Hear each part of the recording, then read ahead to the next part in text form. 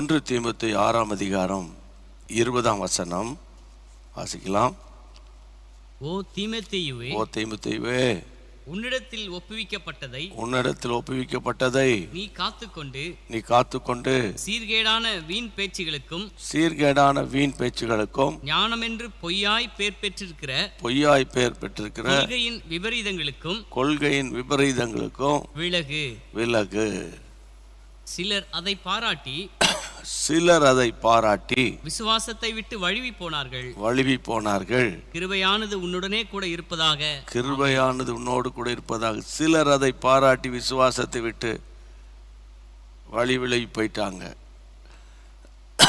தீமோத்தேயுவே, உன்னிடத்தில் ஒப்புவிக்கப்பட்டதை நீ காத்து கொள்ளணும்பா அப்படின்னு தீமோத்தேயு பார்த்து சொல்லும்போது, ஆவியானவர் என்னோடு பேசின சத்தியம் என்னன்னு கேட்டா, இந்த கடைசி காலத்தில் தீமோத்தேயுகளை எழுப்பு, தீமோத்தேயு போன்ற ஊழியர்களை, விசுவாசிகளை எழுப்பி விடு அப்படின்னு ஆண்டவர் என்னை பாரப்படுத்தினார். நோட்டெல்லாம் வச்சுருப்பீங்க, பெண்ணெல்லாம் வச்சுருப்பீங்க. இப்போது தீமோத்தேயுவை குறித்து இவ்வளோ அழகாக பவுல் சொல்கிறார, அவனுடைய ஸ்பெஷாலிட்டி என்ன? அப்போஸ்தலர் 16:2 அவன் நற்சாட்சி பெற்றவனாயிருந்தான். லிஸ்தரா, இக்கோனியா போன்ற தேசத்தில் உள்ள சகோதரராலே அவன் சாட்சி பெற்றவன். கிறிஸ்தவ வாழ்க்கையில் இருக்கிறதுல ஒரு பெஸ்ட் என்ன சொல்லுங்கன்னா, குட் டெஸ்டிமனி, சாட்சி. எங்கள் அப்பா சம்பாதிப்பார், எங்கள் அப்பா அடிப்பார், உதைப்பார், எங்கள் அம்மா அப்படி குழம்பு செய்வாங்க, அப்படி இப்படி, அதெல்லாம் இல்லை. சாட்சி உள்ள ஒரு வாழ்க்கை, சாட்சி சொல்கிறது ரொம்ப லேசு, சாட்சியாக வாழ்கிறது தான் ரொம்ப முக்கியம். அப்போது நற்சாட்சி பெற்ற ஒரு மனுஷன் தீமோத்தேயு. ரெண்டாவது, தீமோத்தேயு ஒரு விசுவாசியாகவே வாழ்ந்து தன் ஓட்டத்தை முடிக்கவில்லை. இதுதான் ரொம்ப ரொம்ப முக்கியமாக கவனிக்கணும். நீங்கள் ஒரு சிஎஸ்ஐ மெம்பரா, நீங்கள் கத்தோலிக்க மெம்பரா, ப்ராட்டஸ்டண்டா, ஆங்கிலிக்கனா, பிரிஸ்பெரியனா, அசம்பிளிஸ் ஆஃப் காடா, அல்லது செவன்த் டேவா, அல்லது பிரதர் அண்ட் குரூப்பா, அல்லது கத்தோலிக்க பிள்ளைகளை டிபிஎம் சபைக்கு போகிறீங்களா, நீங்கள் விசுவாசிகளாகவே மெம்பராக இருந்து மரிப்பது தேவ சித்தமில்லை. திரும்ப சொல்கிறேன், சாதாரண விசுவாசியாக இருந்து தன் ஓட்டத்தை முடிப்பது தேவ சித்தமில்லை. நீங்கள் தேவனுடைய சீடனாய் மாறணும்னா சீஷர்களை போல, படத்தில் காட்டுற சீஷர்களை போல தாடி வளர்த்து ஒரு அங்கிலாம் போட்டு அந்த ட்ராமாலாம் தேவை கிடையாது. சீடன் யார்? கர்த்தருடைய பிள்ளைகளே, நான் அன்னைக்கு நைட் ப்ரேயரில் பேசினேன். யோவான் 13:35, ஒருவரில் ஒருவர் அன்புள்ளவர்களாக இருந்தால் நீங்கள் எனக்கு சீஷர்களாக இருப்பீர்கள். இதுதான் வசனம். அடுத்தது, சீஷர்கள் யார்? யோவான் 8:31 சொன்னேன். என் உபதேசத்தில் நிலைத்திருந்தால் நீங்கள் சீஷராக இருப்பீங்கன்னு சொன்னேன். கர்த்தருடைய உபதேசம், ரட்சிப்பு, எந்த சர்ச்சில் வேணா இருங்க, ஐ டோன்ட் பாதர். மறுபடி சொல்கிறேன், எங்கள் சர்ச்சில் இல்லை, உங்கள் சர்ச்சில் இல்லைன்னு சர்ச்சை கட்டி பிடிச்சிட்டு இருக்காதீங்க. ஆமாம், கர்த்தருடைய வார்த்தையை பிடிங்க. அப்போது பிரியமானவர்களே, அப்போ உபதேசத்தில் நிலைத்திருக்கிறது, டாக்டரினில், வேர்டில் நம்ம நிலைச்சி நிற்கணும். அவன் தான் சீஷன். வசனம் தெரியாமல் நான் சிலரை கேட்பேன், சர்ச்சு போனீங்களா? போகணும். என்ன பாஸ்டர் பேசினார்? நல்லா பேசினார். என்ன பேசினார்? விசுவாசத்தை பற்றி பேசினார். அதான் என்ன பேசினார்? விசுவாசத்தை பற்றி பேசினார். அதான் நல்லா இருந்தது அப்படின்னா அவன் பிரசங்கத்தை கவனிக்கலன்னு அர்த்தம், அவன் மண்டையில் ஏறலன்னு அர்த்தம். யார் சீஷர்கள்? யோவான் 15:8, அதாவது நீங்கள் கனி கொடுத்தால் எனக்கு சீஷராக இருப்பீர்கள். அந்த ஃப்ரூட்ஃபுல் லைஃப். சீஷன் சொன்னால் bishop, cardinal, reverend, doctor, pastor, evangelist, எந்த லிஸ்ட், அந்த லிஸ்டெல்லாம் ஒதுக்கி வச்சுருங்க. இப்போ நான் சொன்ன அன்பு, உபதேசம், கனி, இந்த லிஸ்ட்டில் இருக்கிறோமா நம்ம பார்க்கணும். சரியா? சும்மா ஒரு சர்ச்சில் மெம்பராக இருந்தேன், 3வது வரிசையில் 3வது ஆளாக உட்காந்துக்கிட்டு இருந்தேன், கமிட்டி மெம்பராக இருந்தேன். கமிட்டி மெம்பர்லாம் பரலோகத்தில் செல்லுபடி ஆகாது. புரியுதா உங்களுக்கு? அதாவது we should obey what Bible says. அதான் ரொம்ப முக்கியம், அதான் ரொம்ப முக்கியம். அப்போது தீமோத்தேயுனுடைய கேரக்டர் சாட்சி, தீமோத்தேயுனுடைய கேரக்டர், அவன் ஒரு நல்ல டிசைபிள்ஷிப்பில் இருந்தான். ஓகே, இப்போ வரேன் 3வது. கர்த்தருடைய பிள்ளைகளை 1 தீமோத்தேயு 1ஆம் அதிகாரம், 1 Timothy chapter 1 verse 2 வாசிங்களேன். 1 தீமோத்தேயு 1ஆம் அதிகாரம் 2ஆம் வசனம். விசுவாசத்தில் உத்தம குமாரனாகிய தீமோத்தேயுவுக்கு விசுவாசத்திலே உத்தம குமாரனாகிய தீமோத்தேயுவுக்கு எழுதுகிறதாவது. போதும். விசுவாசத்தில் உத்தம குமாரனாகிய தீமோத்தேயு, my son, my own son in the faith. விசுவாசத்தில் உத்தம குமாரன். எழுத்தின்படியாகவோ சரீரத்தின்படியாகவோ அப்போஸ்தலனாகிய பவுலுக்கு இவர் குமாரன் அல்ல, ஆனால் ஆவிக்குரிய குமாரன், ஸ்பிரிச்சுவல் சன் ஆஃப் சென்ட் பால். ஒரு ஆவிக்குரிய மகனாக தீமோத்தேயு இருந்தான். ஏன் ஒரு ஆவிக்குரிய மகன்? அந்த வசனம் பாருங்க, விசுவாசத்திலே உத்தமன், விசுவாசத்திலே உத்தமன், ரொம்ப முக்கியம். அப்போது இந்த நாட்களில் நான் உங்களுக்கு ஆசீர்வாதத்தை மட்டும் பேசணும் அப்படி இல்லை, கிருபை மட்டும் பேசணும் அப்படி இல்லை, எல்லாத்தையும் பேசிக்கிட்டே வரோம். ஏன்னா வருஷக்கணக்காக பேசிக்கிட்டு வரோம். இதெல்லாம் பேசுவதின் நோக்கம் என்ன ஐயா அப்படின்னா, நீங்கள் பரலோக ராஜ்யத்துக்கு வரணும். ஒருவேளை சென்னை அண்ணா நகர் வாசியாக இருந்தால் அண்ணா நகர்லேயே ஆணி அடிச்சிட்டு இருக்க முடியாது. புரியுதா உங்களுக்கு? நான் ஆவடியிலே இருக்கிறேன், ஆவடியிலே இருக்க முடியாது. நீங்கள் யூஎஸில் இருக்கலாம், யூஎஸ்லேயே இருக்க முடியாது. இருக்கிறதுக்கு வேணால் உங்களுக்கு க்ரீன் கார்டை கொடுத்து வச்சுக்கலாம். அந்த க்ரீன் கார்டை வச்சு பரலோகத்துக்கு போகவே முடியாது. அப்போது ஒரு நாள் பரலோக ராஜ்யத்துக்கு போகணும். அந்த அவேர்னஸ் இன்னைக்கு சபைக்கு வேணும். பரலோகத்தை பற்றி பேசுகிறதே கிடையாது. நீ எதை கேட்குறாயோ அதை தருவேன், எதை வாங்குறாயோ அது ஆசீர்வதிக்கப்படும், என்ன சாப்பிட்றாயோ அது உனக்கு உன் கையின் பிரயாசத்தை நீ சாப்பிடுவ. ஆமாம், உனக்கு டயபெட்டிஸ் வரும், உனக்கு ப்ரெஷர் வரும், இஷ்டத்துக்கு. ஏன்னா நீ சாப்பிட்றதெல்லாம் சாப்பிடுன்னு சொல்லிட்டாங்கல்ல. அப்போ தேவனுடைய பிள்ளைகளே ஒரு நல்ல ஒரு ஒரு ஒரு ப்ராக்டிக்கல் கிறிஸ்டியனாக வாழணும். அப்போ இன்றைக்கி ஆண்டவர் நம்மோடு கூட பேசுகிற சத்தியம் என்னன்னு கேட்டால், தீமோத்தேயுனுடைய கேரக்டரில் சாட்சி மட்டும் இல்லை, சீடன் மட்டும் இல்லை, அவன் விசுவாசத்தில் உத்தம குமாரன். விசுவாசத்தில் உத்தம குமாரன். ரொம்ப விசுவாசம் உள்ளவன் அப்படின்னு அவர் மொட்டையா எழுதல. நீ விசுவாசத்தில் உத்தம குமாரனாகிய தீமோத்தேயுக்கு எழுதுகிறேன் அட்ரஸ் பண்ணுறார் பாருங்க. இப்போ நம்முடைய தமிழ்நாட்டு முதல்வருக்கு ஒரு கடிதம் எழுதும் போது மாண்புமிகு அண்ணன் மு.க. ஸ்டாலின் அவர்களுக்கு அப்படின்னு எழுதுகிறோம்.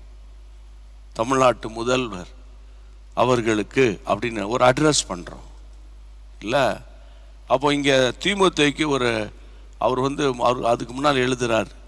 அவர் என்ன எழுதுகிறார்? விசுவாசத்தில் உத்தம குமாரன். அப்போ நம்ம தெரிஞ்சதெல்லாம் நான் இந்த விசுவாசி, அந்த விசுவாசி, அந்த சர்ச் மெம்பர், இந்த சர்ச் மெம்பர்னே சொல்லி சுற்றிக்கிட்டு வரோம். அப்போ இன்னைக்கு கர்த்தருடைய நாமத்தினால உங்கள் விசுவாச வாழ்க்கையை நீங்கள் பார்க்கணும். ஒரே ஒரு வார்த்தையில் சொன்னால், விசுவாசத்தில் வராதது எல்லாம் பாவம்னு பைபிள் சொல்லுது. நீங்கள் ஒரு சர்ச்சில் ரொம்ப ஆக்டிவ் மெம்பராக இருக்கலாம், கம்யூனிகேட் மெம்பராக இருக்கலாம், அந்த சர்ச்சுக்காக உழைக்கலாம், ஓடலாம், சாடலாம், வரலாம், போகலாம்.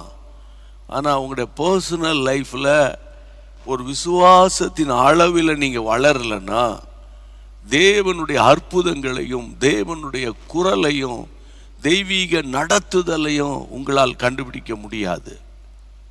அந்த கிறிஸ்டியன் லைஃப் ருசிகரமாக இருக்காது. சரியா?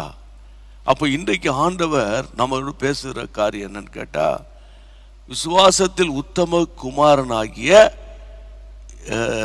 தீமோத்தேயு, சரி 2 தீமோத்தேயுக்கு வாங்க. 2 தீமோத்தேயு திருப்புங்க, 3ஆம் அதிகாரம் 4ஆம் வசனம் என்ன சொல்லப்படுகிறது? உன்னிலுள்ள மாயமற்ற விசுவாசத்தை நினைவு கூறுதினால். உன்னிலுள்ள மாயமற்ற விசுவாசம், அது மட்டும் சத்தமா நீங்க படிங்க. உன்னிலுள்ள மாயமற்ற விசுவாசம். இன்னொரு முறை படிங்க. உன்னில் உள்ள மாயமற்ற விசுவாசம். உத்தம குமாரன், விசுவாசத்தில் உத்தம குமாரனாகி தீமோத்தேயுவை பவுல் இந்த இடத்துல கொஞ்சம் வித்தியாசமாக எழுதுறாரு. நீ யார் தெரியுமா? உன்கிட்ட ஒரு ஃபெய்த் இருக்கு, உன்கிட்ட ஒரு விசுவாசம் இருக்கு. அது ஒரு கிறிஸ்தவ ஃபெய்த் அப்படின்னு சொல்லலை, மாயமற்ற விசுவாசம், மாயமற்ற விசுவாசம். அப்போ இதுலேருந்து தெரியுது மாய்மாலமான விசுவாசம் ஒன்று இருக்குது. ஆமாம் நான் விசுவாசிக்கிறேன், நான் விசுவாசிக்கிறேன், நான் விசுவாசிக்கிறேன். சில பேர் கல்யாணத்துக்காக விசுவாசிக்கிறேன்னுவான். அந்த பெண்ணை எப்படியாவது கல்யாணம் பண்ணணுன்றதுக்காக சில ஆட்கள் நான் ஆண்டவர் விசுவாசிக்கிறேன், சர்ச்சுக்கு வரையா, சர்ச்சுக்கு வரேன். சிஎஸ்ஐ கிறிஸ்தவங்களாக இருந்தால் திடப்படுதில் வா, படிக்கிறேன் அப்படின்வாங்க. ஆனால் அவனுக்கு உண்மையான கிறிஸ்டியன் ஃபெய்த் வராது. அது எப்படி தெரியும்? கல்யாணம் முடிஞ்சோன்னா அட்டகாசத்தை காட்டுவான். அது மாதிரி தான் பெண்களும் கூட. அதனால் தான் சொல்கிறேன், திருமணத்தை குறித்து என்கிட்ட ஆலோசனை கேட்குறவங்களுக்கு நான் சொல்கிறது, அவங்க சொன்னாங்க, இவங்க சொன்னாங்க, அந்த பாஸ்டர் சொன்னார், இந்த எவாஞ்சலிஸ்ட் சொன்னார் அப்படின்ற மாத்திரம் நீங்கள் எடுத்துக்கக்கூடாது. அவங்களுடைய விசுவாச வாழ்க்கையை நீங்கள் கொஞ்சம் யோசித்து, ஏன்னா உங்கள் பிள்ளையினுடைய வாழ்க்கை, உங்கள் மகனுடைய வாழ்க்கை, உங்கள் மகளுடைய வாழ்க்கை, உங்கள் கண்ணுக்கு முன்னால் அந்த பிள்ளைகள் விசுவாசத்தில் இருக்கணும். தங்கள் பணத்தையோ, தங்களுடைய பொருளாதாரத்தையோ, தங்களுடைய சொத்தையோ, தங்களுடைய அறிவு ஞானத்தை அவங்க நம்பி வாழக்கூடாது, விசுவாசத்தில் வாழணும். அப்போ கல்யாணத்துக்கு பிறகு எனக்கு தெரியாமல் போச்சியா, அப்படி போச்சியா, இப்படி போச்சியா. நேற்று கூட ஒரு குடும்பம் வந்தாங்க, பாவம் படிக்கும்போதே கல்யாணத்தை பண்ணி வச்சுக்கிட்டாங்க. அது ஒரு பெரிய முட்டாத்தனம். காலேஜ் படிக்கும்போதே திருமணத்துக்கு பிறகுதான் தெரியுது அந்த சகோதரன் தவறான வாழ்க்கையில் கிடக்கிறார். எப்படி இருக்கும் நரக வேதனை. இப்போ வாழாமல் வீட்டுக்கு வந்துட்டா சின்ன வயசில்.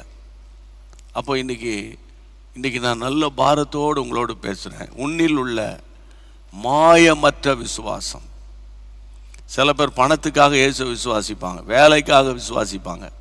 நல்லா புரிஞ்சுக்கோங்க, காரியம் ஆற வரைக்கும் காலை பிடிக்கிறேன்னு சொல்கிற மாதிரி வேலைக்காக பணத்துக்காக அப்போல்லாம் விசுவாச வசனங்கள்லாம் சொல்லி ஜெபிக்கிறது. ஏன்னா இன்றைக்கி நேற்றா பைபிள் படிக்கிறாங்க, நிறைய பைபிளை படித்து அந்த வசனங்களெல்லாம் சொல்லி ஆண்டவரை ஏமாத்தலான்னு பார்க்குறது. அப்படின்னு சிலர் ஆண்டவரை ஏமாத்திடுவான். ஆண்டவர் மனதுருகிற தேவன்.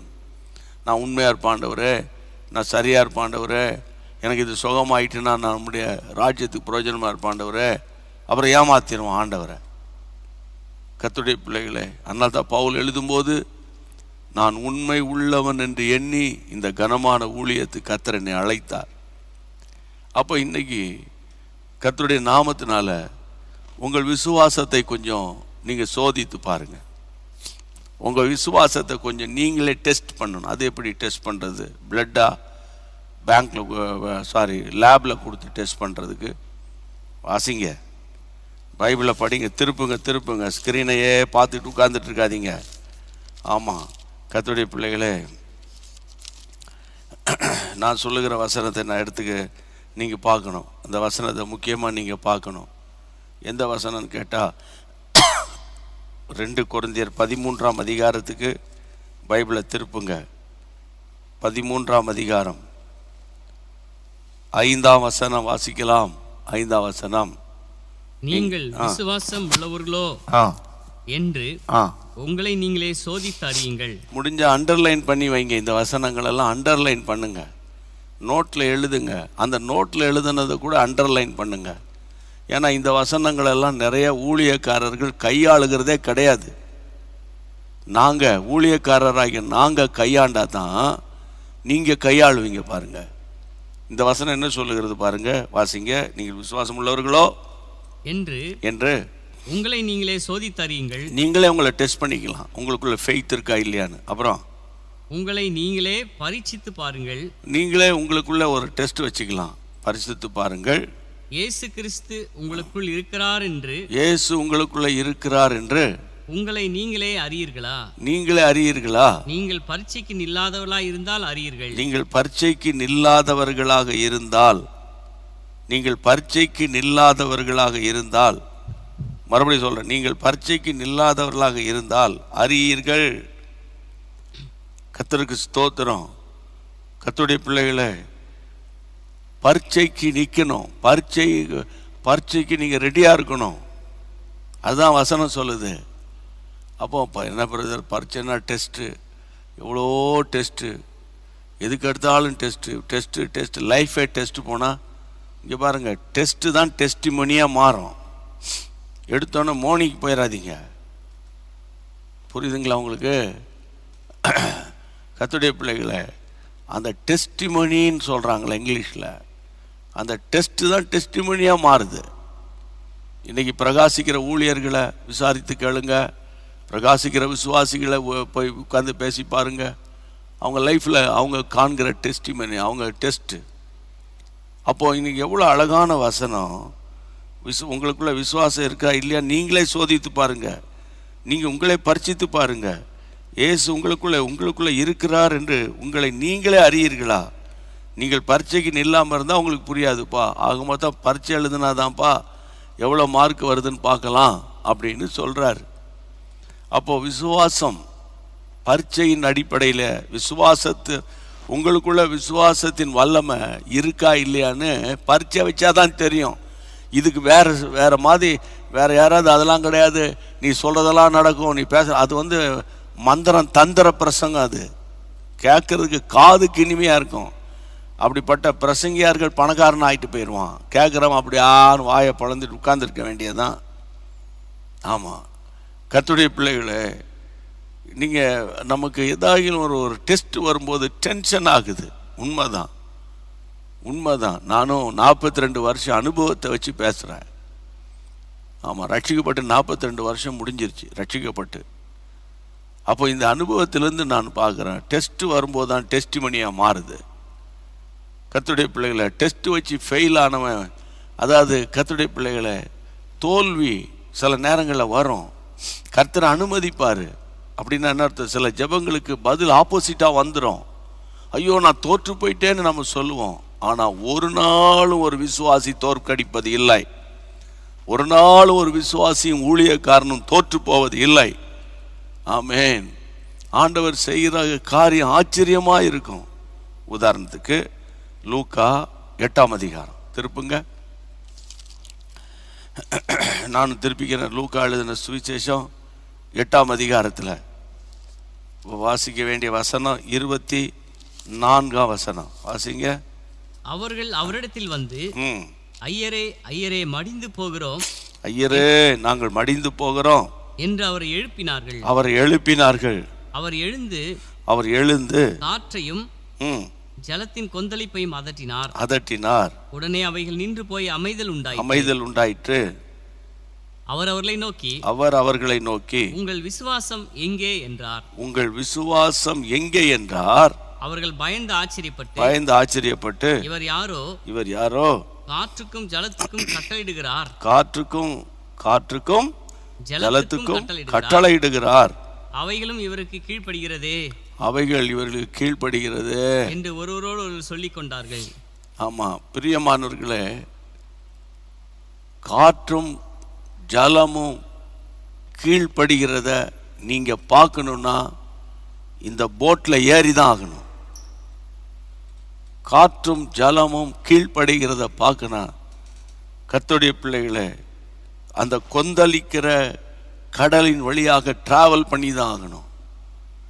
இந்த ஐயரே நாங்கள் மடிந்து போகிறோம், அது இன்னொரு டிரான்ஸ்லேஷனில் போட் ஸ்டார்டட் சிங்கிங். போட் மூழ்க ஆரம்பிச்சிட்டு, இப்போ உங்கள் வாழ்க்கை மூழ்கிறது போல இருக்கும், உங்கள் ஃபெய்த் மூழ்கிறது போல இருக்கும். சரியா? கடன் பிரச்சனை, வீட்டு பிரச்சனை, கல்யாணம் நெருங்குது, கையில் காசு இருக்க மாட்டேங்குது. இந்த நேரம் தான் மார்வாடியை தேடாத. ஆமாம், இந்த நேரம் தான் நான் இப்போ என் ப்ரீச்சிங், இப்போ என்னுடைய த வே ஆஃப் ப்ரீச்சிங் ரொம்ப டஃப்பாக தான் இருக்குது. என்ன பண்ணுறது? ஆமாம், அதாவது நான் டெஸ்ட் பண்ணி பார்க்கணுன்னா ஆண்டவருடைய கரத்தில் நம்ம விழணும், கர்த்தருடைய கையில் விழணும். அப்போ இன்றைக்கி அந்த ஐயரே நாங்கள் மடிந்து போகிறோம், மூழ்கி போகிறோம், அழிந்து போகிறோம், உமக்கு கவலை இல்லையா அப்படின்னு ஆண்டவரை பார்த்து அவங்க கேட்டாங்க. இன்னொரு இடத்துல மார்க் எழுதின சுவிசேஷம் 4ஆம் அதிகாரம் 40ஆம் வசனத்தில் ஆண்டவர் சொல்கிறாரு, இதே போல் காற்றை கடலை அதட்டிட்டு 40ஆம் வசனத்தை அவர் அவர்களை நோக்கி, ஏன் இப்படி பயப்பட்டீர்கள்? ஏன் பயப்பட்டீங்க? ஏன் உங்களுக்கு விசுவாசம் இல்லாமல் போயிற்று என்றார். ஏன் உங்களுக்கு விசுவாசம் இல்லாமல் போயிற்று? மத்தேயு 8ஆம் அதிகாரம் 25 திருப்புங்க. மேத்யூ சாப்டர் 8 verse 25 பாருங்க. அங்க என்ன சொல்லியிருக்கு? அப்பொழுது அவருடைய சீடர்கள் வந்து அவரை எழுப்பி ஆண்டவரே எங்களை ரட்சியும், மடிந்து போகிறோம் என்றார்கள். இதெல்லாம் விசுவாச பரீட்சையில் நடக்கும்போது வருகிற வார்த்தை. ஆண்டவரே நாங்கள் சாக போகிறோம். டேய், இந்த மாதிரி அவிசுவாசமான வார்த்தைகளை வச்சுக்கிட்டு உங்களை எப்படா மெயின்டைன் பண்ணுறது? தயவுசெய்து ஊழியத்தை விட்டுட்டு போங்கடா நான் சொன்னார். யோசித்து பாருங்க. ஐயரே அந்த வசனத்தில் பாருங்க, ஆண்டவர் சொல்கிறாரு, எழுப்பி ஆண்டவரே எங்களை ரட்சி, நாங்கள் மடிந்து போகிறோம். மத்தேயு எழுதின சுவிசேஷத்தில் 8ஆம் அதிகாரத்தில் 25ஆம் வசனத்தில் அதுக்கு ஆண்டவர் சொல்கிறாரு, அற்ப விசுவாசிகளை ஏன் பயப்பட்டீர்கள்? ஏன் பயப்பட்டீங்க? அற்பம். ஆமாம், கர்த்தருடைய பிள்ளைகளை இப்போ அவங்க புலம்புறாங்க, ஆண்டவரே நாங்கள் மாண்டு போகிறோன்றாங்க, படகு மூழ்கிறதுன்றாங்க. அப்போ உனக்கு விசுவாசம் இல்லைடா, நீங்கள் ஏறக்கட்டு, உன் ஊழியத்தை ஏறக்கட்டு, உனக்கு எனக்கு சம்பந்தம் இல்லை அப்படின்னு இயேசு அனுப்புனாரா அப்படின்னா அனுப்பவில்லை. அப்போ முதலாவது ஆண்டவர் அவர்களுக்கு அற்புதம் செய்து அமைதியாக போகலை. அவங்கள பார்த்து கேட்குறாரு, ஏன் அவருக்கு அற்ப விசுவாசியே ஏன் பயப்பட்டீங்க என்றார். அற்ப விசுவாசியே ஏன் பயப்பட்டீங்க என்றார். அப்போ மார்க் எழுதின சுவிசேஷத்தில் 4ஆம் அதிகாரத்தில் நம்ம வாசித்த போது அங்கேயும் கர்த்தருடைய பிள்ளைகளை 40ஆம் வசனத்தில் நம்ம என்ன வாசித்தோம்? 40ஆம் வசனத்தை பார்க்கும்போது, ஏன் பயப்பட்டீர்கள்? ஏன் உங்களுக்கு விசுவாசம் இல்லாமல் போயிற்று? அந்த பயம் வந்தோடனே விசுவாசம் அவுட் ஆயிடுது. அப்போ இன்றைக்கு உங்களுடைய விசுவாசம் இந்த பயம் என்ற ஒரு ஆவி உங்கள் விசுவாசத்தை தடுமாற செஞ்சிருக்கலாம். இங்கே பாருங்க, எங்கள் தேவன் எங்களை விடுவிக்க வல்லவர். ஒருவேளை அவர் விடுவிக்காமல் போனால் கூட போயிட்டு போட்டோம், நாங்கள் மறுதளிக்க மாட்டோம். அதான் கிரேட்ஃபுல் ஃபெய்த், அதான் ரொம்ப ஒரு ஹானஸ்டான ஃபெய்த்து. நமக்கு எப்பவுமே நல்ல ஜனஜா தோத்துறான்னுவோம், சபைக்கு ஓடும், எல்லாம் வரும்.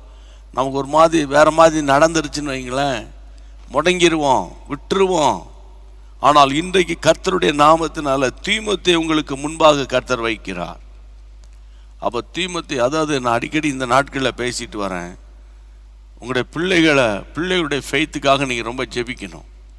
உங்களுக்கு விசுவாசம் இருக்குது, ஏன்னா நீங்கள் படாத பாடுபட்டு உருண்டு பிறண்டு ஜெபம் பண்ணி நிறைய அற்புதங்களை கிருபைகள்லாம் பெற்று இருந்ததுனால உங்கள் பெற்றோர்களுக்கு பேசுகிறேன், உங்களுடைய வயது, உங்களுடைய அனுபவம், நீங்கள் கற்றுக்கொண்ட பாடத்தினால உங்களுக்குள்ள விசுவாசம் இருக்குது. ஆனால் உங்கள் பிள்ளைகளுடைய விசுவாசம் ரொம்ப முக்கியம். பிள்ளைகளுடைய விசுவாசம் ரொம்ப முக்கியம். அதனால தான் அவர் 2 தீமோத்தேயு புத்தகத்தில் நீங்கள் பாருங்களேன், அவர் சொல்வார், 2 தீமோத்தேயு புத்தகம் 1ஆம் அதிகாரம் 5ஆம் வசனத்துக்கு வாங்க.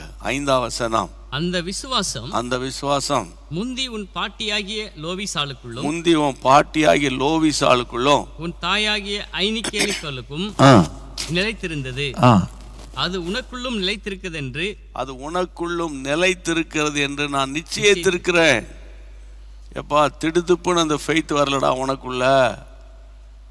நல்ல கவனிங்க, அந்த வசனத்தை நீங்கள் ஆழமாக சிந்தித்து பார்க்கணும். அந்த வசனத்தின் ஆழத்தை நீங்கள் சிந்தித்து பார்த்தா உங்களுக்கு புரியும். முதல்ல அந்த விசுவாசம் எங்கே இருந்துச்சு? உன் பாட்டி வீட்டில் இருந்துச்சு. பாட்டிக்குள்ளே வந்துச்சு, லோவிசாள் பாட்டி. அப்புறம் அந்த பாட்டிக்கு பிறந்த பிள்ளை பேர் வந்து ஐநேக்கியாள். இந்த ஐநேக்கியாள் தான் வந்து தீமோத்தேயுடைய அம்மாவாம். இந்த அம்மாவுக்குள்ளே அந்த விசுவாசம் வந்துட்டு, அம்மாவுக்குள்ளே இருந்த விசுவாசம் மகனாகிய தீமோத்தேயுக்குள்ளே வந்தது. அப்போ இந்த ஃபெய்த் வந்து ஜெனரேஷன் ஆஃப்டர் ஜெனரேஷன் வேலை செய்யும். இப்போ உங்கள் பிள்ளைகளுக்கு ஒரு நிலத்தை வாங்கி வச்சுருக்கீங்க, தோத்துறோம். நகையை வாங்கி வச்சுருக்கலாம் சிலர், தோத்துறோம். வீடே கட்டி கொடுத்து உங்கள் பிள்ளைகள் பேரில் எழுதி வச்சுருக்கலாம், தோத்துறோம். அதெல்லாம் கூட ஒரு வார்த்தை, என் காலத்துக்கு பின்னுன்னு ஒன்று இருக்கணும், இல்லைன்னா வெளியே போன்றுவான். சொல்ல அப்படி எழுதியே அட்டகாசம் பண்ணுறானுங்க, அது வேற.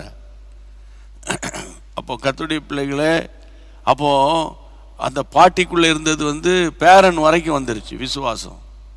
அப்போ இந்த விசுவாசம்தான் கிறிஸ்தவ வாழ்க்கையினுடைய அடித்தளமே.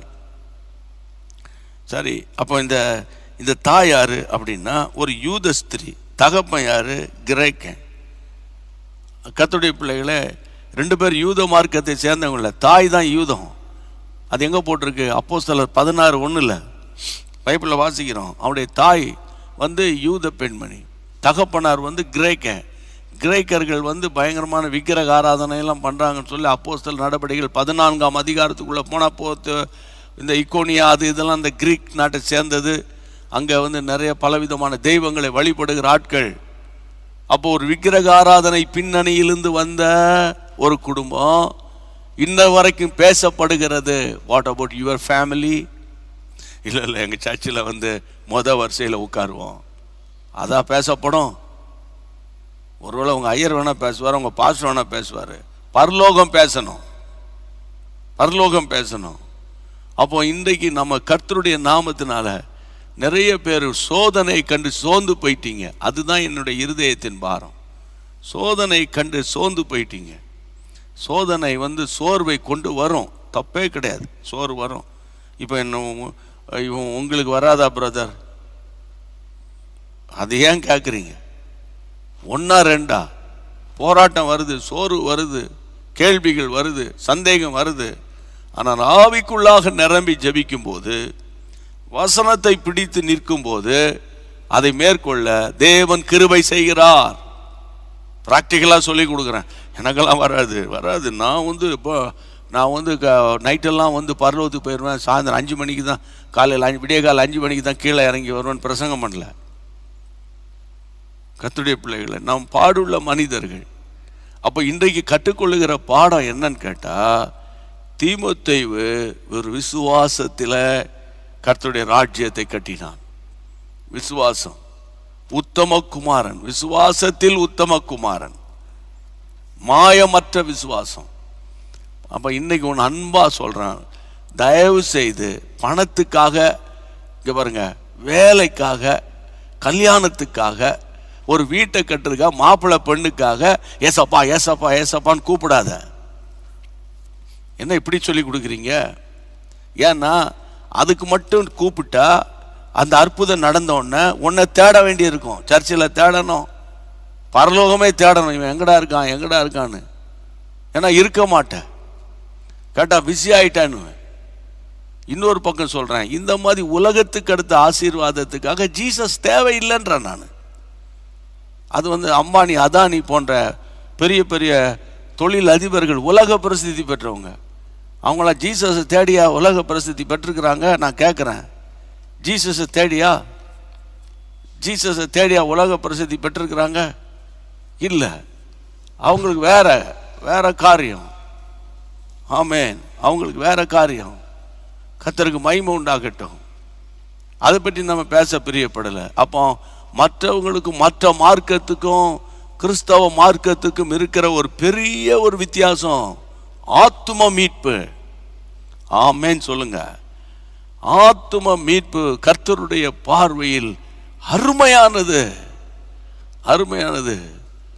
ஆமா, நீங்க ஒரு பெரிய பங்களாவை கட்டி அந்த பங்களா மேலேயே உங்க ஹெலிகாப்டர் வந்து இறங்கினாலும் சரியா, அந்த ஹெலிகாப்டர்ல உங்களுடைய பிரேதத்தை தூக்கிட்டு போனாலும் ஒரு நாள் அந்த கல்லறை குழிக்கு தான் போகணும். இதுதான் மனுஷனுடைய ஒரு வாழ்க்கை, மனுஷனுடைய வாழ்க்கை. அப்போ நமக்கு பைபிள் ஆண்டவர் சொல்லியிருக்கிறாரு ஆத்துமா மீட்பு. விசுவாச வாழ்க்கையில் வளர வளர வளர உங்க ஆத்துமா ஃப்ரெஷ்ஷாக இருக்கும். உங்க ஆத்துமாவில் ஒரு அறிவு இருக்கும், ஆத்துமாவில் பலன் இருக்கும், ஆத்துமாவில் சந்தோஷம் இருக்கும். அந்த ஆத்துமா தான் பரலோக ராஜ்யத்துக்கு போகும். ஆமென். சரீரம் மண்ணுக்கு மண்ணா போகும், புழுதிக்கு புழுதியா போகும். ஆனால் ஆத்துமா, தட் இஸ் கிறிஸ்டியானிட்டி. உங்க ஆத்துமா எப்படி இருக்கு? உங்க ஆத்துமா எப்படி இருக்கு? நம்ம தண்ணி அடிக்கிறவனையும் அடக்க ஆராதனையில் பாஸ்டர் வந்து சொல்லுவார், அவங்க பரலோகத்துக்கு போயிட்டாங்க, அங்கே சிரிச்சுக்கிட்டு இருக்கிறாங்க. அங்கெல்லாம் சிரிக்கிறதுலாம் இல்லை. புரியுதா உங்களுக்கு? நைட்டு மகளும் ஒய்ஃபு போட்டு அடிச்சிருப்பான், இல்லைன்னா ஒய்ஃப் அடிச்சிருப்பா, அவள் இறந்தாலும் அவங்க கத்தருக்குள்ளே மறைச்சிட்டாங்கன்னு. அது எப்படி? அது எப்படி? அது எப்படிங்கிற? அப்போ இன்றைக்கு இந்த கடைசி காலத்தில் பிரியமானவர்களை, ஏதோ பொண்ணுக்காக, பொருளுக்காக, வேலைக்காக, ஏதோ உலக ஆசீர்வாதத்துக்காக இயேசு இயேசு இயேசுன்னு வந்துட்டு உங்களுடைய ஆத்துமாவை மிஸ் பண்ணிடாதீங்க. உங்க ஆத்துமாவை உயிர்ப்பிக்கிறது உங்களுடைய விசுவாச வாழ்க்கை. ஆமென். விசுவாசிங்க. என்னை ஆண்டவர் அழைத்த போது என்னுடைய எல்லா சர்டிஃபிகேட்லாம் யூனிவர்சிட்டியில் விட்டுட்டு வந்தவன். புரியுதா உங்களுக்கு? ஒரு பிளைண்டாக கர்த்தருடைய ஊழியத்தில் கால் எடுத்து வச்சேன். எனக்கு இப்படி வரும் இப்படி வரும், டெய்லி ஆன்லைனில் பேசுவேன், இத்தனை ஆயிரம் மக்களை சந்திப்பேன். எனக்கு தெரியாது. ஆண்டவர் ஒன்னே ஒன்று சொன்னார், சுவிசேஷம் அறிவிக்க ஆள் தேவை.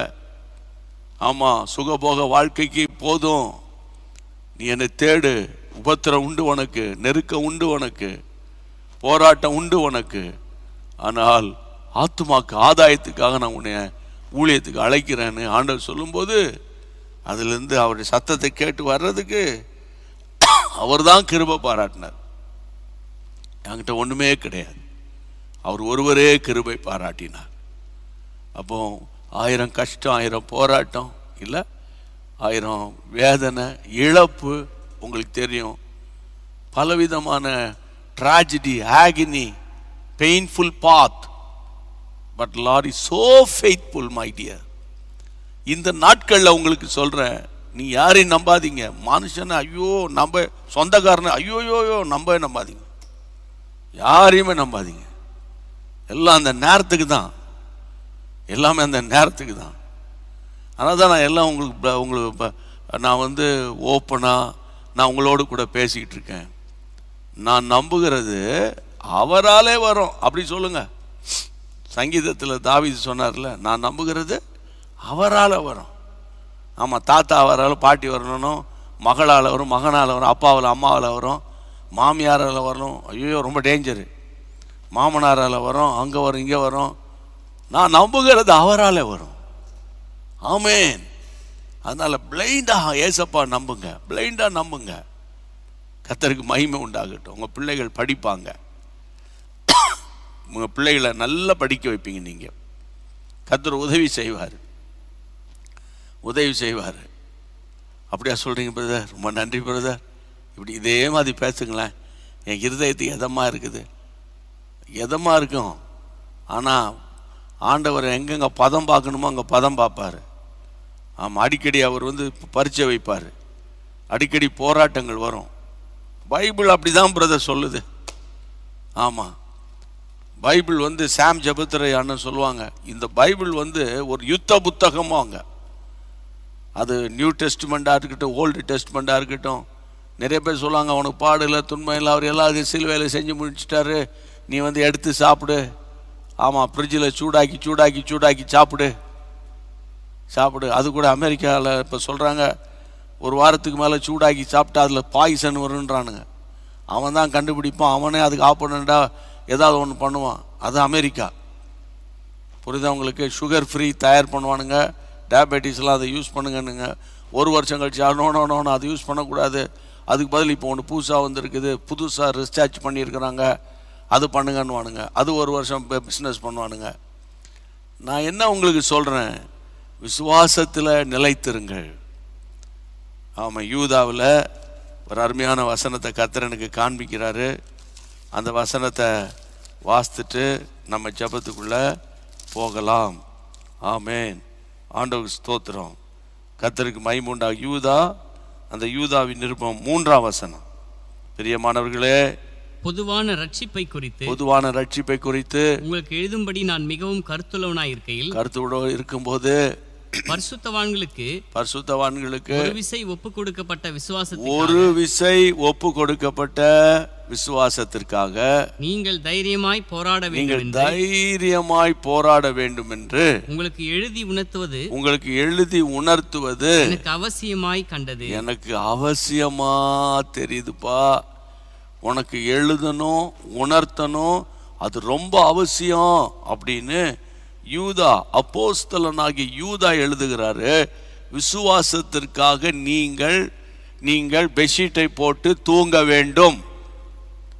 விசுவாசத்திற்காக நீங்கள் ஞாயிற்றுக்கிழமை ஆராதனை போயிட்டு வந்து 1 கிலோ கறி வாங்கி சாப்பிட்டு படுக்க வேண்டும்.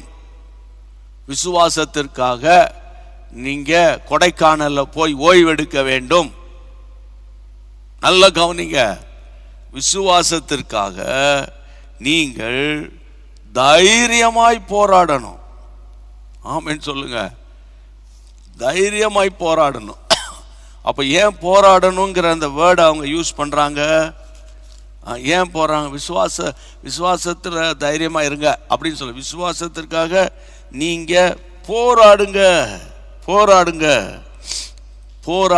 ஏன்னா விசுவாசத்துல கை வைப்பான். அம்மா விசுவாசத்துல கை வைப்பான், அப்பா விசுவாசத்துல கை வைப்பான், பிள்ளைகள் விசுவாசத்தில் பிசாசு கை வைப்பான் இல்லையா? அப்போ நான் ஒன்று கடைசி முடிக்க வந்தேங்க. நீ என்ன வேணா பண்ணு, யோபு சொல்றாரு, அவன் உத்தமனும் சன்மார்க்கனும் கர்த்தருக்கு பயந்து நடக்கிற மனுஷனாக இருந்தான். 1000 உபத்திரம் வந்தது. நிறையா அவர் பேசுவார். அவர் எங்கே இருக்காருன்னு தெரியல. நான் முந்தானது கூட பேசினேன். அவர் நைட்டெல்லாம் புரண்டு படுக்கிறேன், எப்போ விடியும்னு தெரியல. முன்னுக்கு போனாலும் அவர் இல்லை, பின்னுக்கு வந்தாலும் இல்லை, வலது பக்கம் பார்த்தாலும் இல்லை, இடது பக்கம் பார்த்தாலும் இல்லை. ஆனால் ஒன்று மட்டும் தெரியும், ஆமே, நான் போகிற வழியை அவர் அறிவார். நான் புடமிட்ட பிறகு பொன்னை போல விளங்குவேன். இதுதான் விசுவாசம். சோர்ந்து போயிடாதீங்க, ஜெபம் பண்ணலாமா? தீமோத்தேயுக்குள்ளே இருந்த ஸ்பெஷாலிட்டி அதுதான். அதனால் கர்த்தர் உங்கள் மேலே வைத்த நோக்கம் நிறைவேறுகிற வரைக்கும் உயிர் போகாது. தைரியமாக சொல்கிறேன், உயிர் போகாது. உங்களை கொண்டு நிறைவேற்ற வேண்டிய வேலைகள்லாம் இருக்குது. அதை நிறைவேற்றி முடிக்கிற வரைக்கும் கர்த்தர் நடத்துவார். செட்டில் பண்ணிட்டார்னா எடுத்துருவார். ஐயோ அப்படிலாம் பேசாதீங்க. என்னத்தை பேச சொல்கிறீங்க? அப்போ என்னத்தை பேச சொல்கிறீங்க? ஆமாம், மகா அலெக்சாண்டர் எத்தனையோ நாடுகளை தன் கைக்குள்ளே வைத்து இருந்தவன். நீங்களும் அந்த ஸ்டோரியை படிச்சிருப்பீங்க. அவன் சொல்கிறான், நான் மறிக்கும்போது கடைசியாக இந்தியாவுக்கு வந்து யுத்தம் பண்ணிட்டு போகும்போது தான் பயங்கரமான காய்ச்சல். அதில் மறித்து போன போது என் சடலத்தில் பெட்டியில் வச்சுட்டு என் கையங்காலெல்லாம் உள்ளே வச்சுட்டு என் வலது கையை மாத்திரம் வெளியே நீட்டி நீங்கள் அப்படியே கொண்டு போங்கன்னு. ஏன் ராஜாவே நான் நாடுகளெல்லாம் நான் யுத்தம் பண்ணி நான் வந்து பெரிய ஆளாக இருந்தாலும் கொண்டு வந்தது ஒன்றுமில்லை, கொண்டு போகிறது ஒன்றுமில்லை. அப்போ இந்த ஆத்துமா மட்டும் ரட்சிக்கப்பட்டிருந்தா, ஆமேன், இந்த உலகம் ஓட்ட முடிஞ்ச உடனே பரலோகத்துக்கு அந்த ஆத்துமா போயிடும், இளைப்பாறுதல் ஸ்தலத்தில் இருக்கும். ஆமேன், கர்த்தருக்கு ஸ்தோத்திரம். இந்த நம்பிக்கையோடு கூட ஒவ்வொரு நாளும் விசுவாசத்தோடு அந்த கட்டிலில் படுத்திருந்தா, அந்த காலை தரையில் வைப்பீங்கல்ல, ஸ்தோத்திரம், இந்த நாள் முழுவதும் நீர் நடத்துவீர். தரையில் படுக்கிறவங்க எழும்பி நின்று, இயேசுவே நான் நிற்கிறேன், இந்த நாள் முழுவதும் நான் நிற்பேன், ஸ்தோத்திரம். ஹல்லேலூயா. எல்லாரும் எழும்பி நின்று ஜெபம் பண்ணுவோம். கர்த்தருக்கு ஸ்தோத்திரம். உங்க விசுவாசத்தை பர்ச்சிக்கக்கூடிய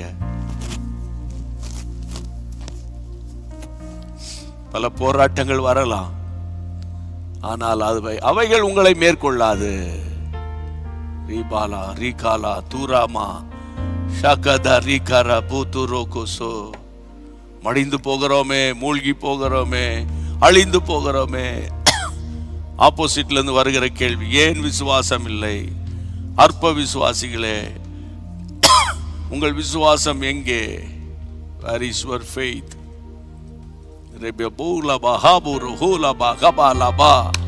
தீமோத்தேயை அழைத்தவரே, எங்களை அழைத்திருக்கிறீங்கப்பா. சில நேரங்களில் நாங்கள் ரொம்ப தடுமாறிடுறோம்ப்பா, சில நேரங்கள் ரொம்ப அப்செட் ஆயிடுறோம்ப்பா, சில நேரங்களில் நாங்கள் கேட்டது கிடைக்கலன்னொன்னே நாங்கள் ரொம்ப ஃபெட்டப் ஆகி போயிடுறோம்ப்பா. ஆனால் நீங்கள் எங்களுக்கு செய்கிற காரியம் எல்லாமே நேர்த்தியாக தான் இருக்குன்னு எங்களுக்கு தெரியும். ஆனால் அந்த அக்செப்டன்ஸுக்குள்ளே எங்களால் வர முடியலப்பா. ஆகிலும் ஆகிலும் என் மீட்பர் உயிரோடு இருக்கிறே. ரீமாமோ கோரோ கோலோ ஹோரோ ஹோரோ. ஆகிலோ என் மீட்பர், சொல்லுங்க, என் மீட்பர் உயிரோடு இருக்கிறே. நான் உபத்திரவப்பட்டது நல்லது, இதனால் உம்முடைய பிரமாணங்கள் எல்லாம் நான் கற்றுக்கொண்டேன். ஹல்லேலூயா. என் விசுவாசம் என் பிள்ளைக்குள்ள வரணும், என் விசுவாசம் என் பேரனுக்குள்ள வரணும்.